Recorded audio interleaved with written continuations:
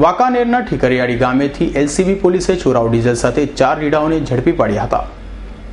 મોરબીના વાંકાનેર હાઈવે પર ડીઝલ ચોરી થતી હોવાની બાતમી એલસીબીને મળી હતી, તેથી ટીમે વાંકાનેરના ઠીકરિયાળી પાસે વોચમાં હતી ત્યારે યુપી બિહાર ઢાબા પાસે એક ટેન્કરમાં કેટલાક ઇસમો સીલ તોડતા હતા, ત્યારે પોલીસ ત્યાં પહોંચી હતી અને તેઓની પાસેથી 17 ડીઝલના કેરબા, જેમાં 550 લીટર ડીઝલનો જથ્થો સાથે ઢાબાના માલિક, ટેન્કરનો માલિક અને ડીઝલના જથ્થા ખરીદનાર સહિત 4ની ધરપકડ કરી હતી।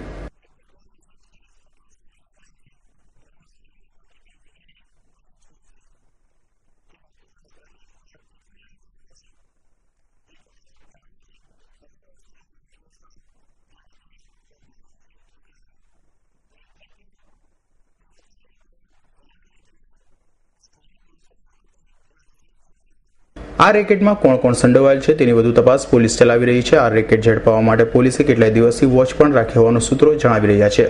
રવિ મોટવાણીનો રિપોર્ટ, S9 ન્યૂઝ, મોરબી।